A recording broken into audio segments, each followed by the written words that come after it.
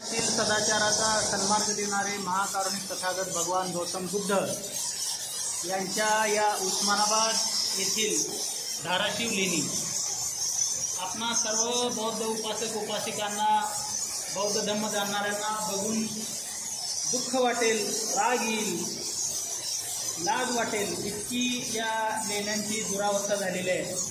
अक्षरशः या लेण्यांमध्ये वटवाघळांचे आपल्याला इतक्या मोठ्या संख्येनं वटवाघळं असणारे दिसत आहेत। इथं अत्यंत दुर्गंधी पसरलेली आहे, सर्वत्र घाणीचं साम्राज्य आहे। हे झुरळ, कीटक, किडे, मुंग्या यांनी भरलेल्या या लेण्या कधी काळी इथं बौद्ध धर्माचे थेरो, महाथेरो, उपासक उपासिका, बौद्ध धर्मांना मानणारे, बौद्ध धर्मावरती श्रद्धा असणारे कितीतरी श्रद्धावान, गुणवान, शीलवान, सन्माननीय लोक भंतेजी आले असतील, परंतु त्यांच्यानंतरच्या पिढ्यांनी मात्र हा वारसा जपला नाही। त्याच्यामुळं या लेण्यांची अशी दुरावस्था झालेली आपल्याला दिसते। उपासकांनी तर त्यांचं कर्तव्य केलं नाही, परंतु पुरातत्व विभाग जो केंद्रात काम करतो, राज्यात काम करतो, त्या पुरातत्व विभागाचं सुद्धा इकडं अक्षम्य असं दुर्लक्ष आहे। तर अशा या अतिशय सुंदर, अतिशय मौल्यवान आणि बौद्ध धर्मामध्ये, बौद्ध साहित्यामध्ये या लेण्यांचा बऱ्याच ठिकाणी उल्लेख आढळतो। अशा या बुद्ध लेण्या, या बुद्ध लेण्याला भारतीय बौद्ध महासभा उस्मानाबाद दक्षिण जिल्हा या शाखेतर्फे आम्ही भेट दिली। सर्व पदाधिकाऱ्यांनी भेट देऊन आषाढ पौर्णिमेनिमित्त या लेण्यांमध्ये बौद्ध स्तूपाचं, बौद्ध मूर्तींचं दर्शन घेऊन वर्षावासाला सुरुवात केली आणि या लेण्यांची अवस्था बघून आपल्या सर्वांना माझी विनंती आहे की आपल्याला जेव्हा पण वेळ भेटेल, जेव्हा पण आपण या परिसरामध्ये या, तेव्हा उस्मानाबादच्या या लेण्यांकडे आपण लक्ष देऊया। बंद का वाजलं मधनं? इकडे चालू इकडे चालू। उस्मानाबादच्या या लेण्यांकडे आपण लक्ष देऊया आणि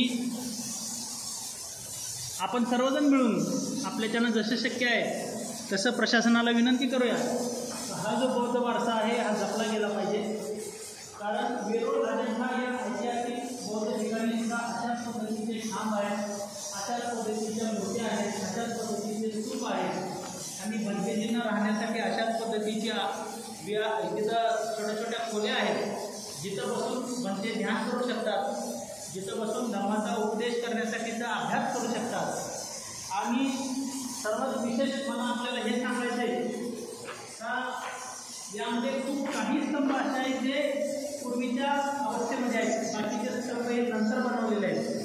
तर अतिशय दुर्मिळ असा हा ठेवा लोप पावत चाललेला आहे। आपण सर्वांनी याकडे वेळीच लक्ष नाही दिलं तर पुढच्या पिढीला आपण उस्मानाबादच्या लेण्यांबद्दल काही सांगू शकणार नाही। अजंठामध्ये, वेरूळमध्ये ज्या पद्धतीनं भिंतीवरती शिल्प आहेत त्याचप्रमाणे छतावर सुद्धा शिल्प आहेत। तर इथं हे काही शिल्प मोडकळीला आलेले आहेत, तोडण्यात मला शंका आहे, हे जाणीवपूर्वक तोडण्यात आलेले आहेत। तर इथं सुद्धा काहीतरी छतावरची चित्रकला असू शकते, परंतु आता ती नष्ट झालेली आहे। परंतु जेवढाही वारसा, जेवढाही धर्म, जेवढेही अवशेष इथं उरलेले आहेत ते सर्व अवशेष आपण जतन केले पाहिजे, त्याच्याकडे लक्ष दिले पाहिजे, निगा राखली पाहिजे आणि जेणेकरून अशा पद्धतीची घाण बौद्ध ठिकाणी होणार नाही। हा सर्वात मोठा अपमान आहे बौद्ध धर्माचा, की बौद्ध धर्माचा एवढा सुंदर वारसा तुमचा आता धूळफाट आणि घाणीत पडलेला आहे।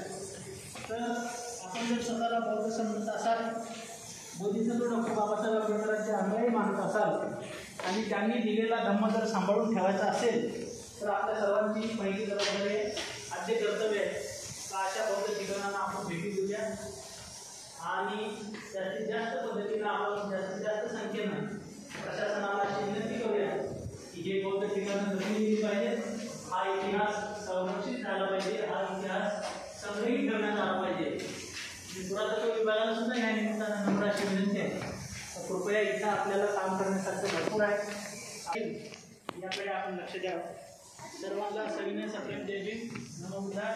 आणि भारतीय बौद्ध महासभा उस्मानाबाद जिल्हा शाखेतर्फे आपल्या सर्वांना आषाढ पौर्णिमेच्या आणि वर्षावास आनंदाच्या अनेक अनेक शुभेच्छा.